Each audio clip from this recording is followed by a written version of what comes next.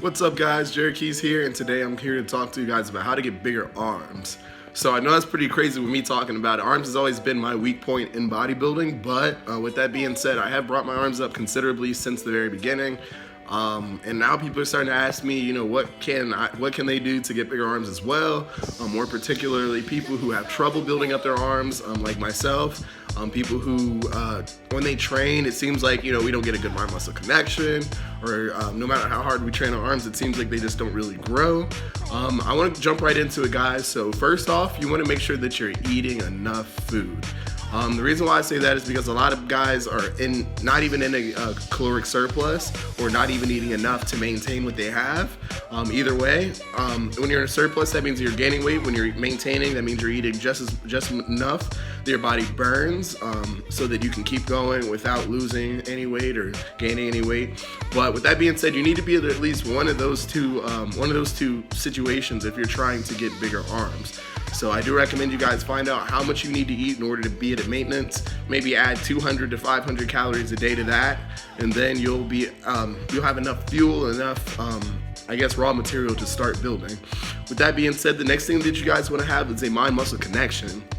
What is a mind-muscle connection? It's when you can feel the muscle that you're training. You can feel the contraction, you can contract that muscle more effectively. One thing that I used to do when I was really young to build up my muscle connection in my biceps is while I was curling, I'd have a friend tap the top of the bicep head. So it would be kind of like this as the arm's going up, just have somebody tap that arm.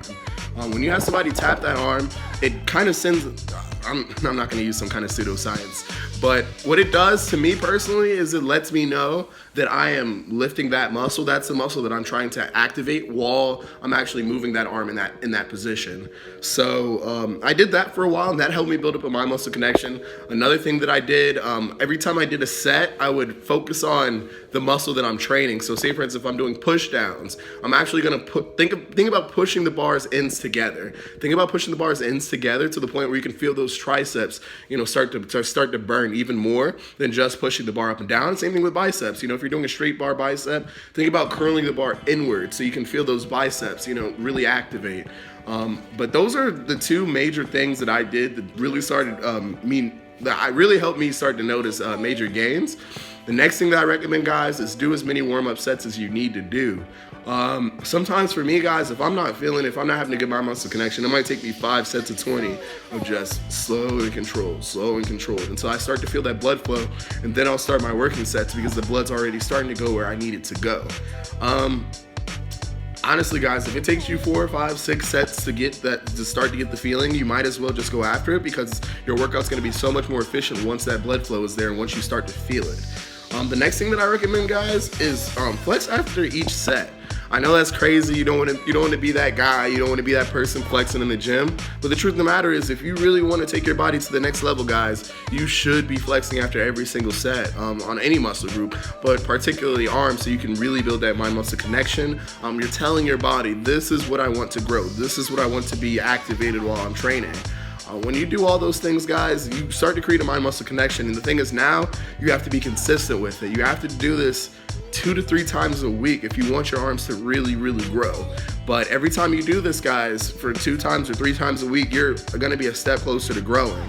But it's actually pretty simple. Now at this point, it just takes time once you have all this stuff down.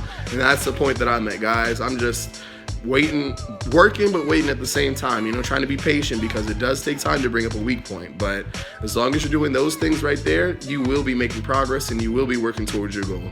So I appreciate you guys for watching this video. If you enjoyed it, please be sure to like, subscribe, comment if you guys have any questions, any other muscle groups. I'll probably do legs soon because a lot of people ask me about legs, but I'll wait to see the response from this one and we'll keep moving. Appreciate you guys for watching. See you in the next video.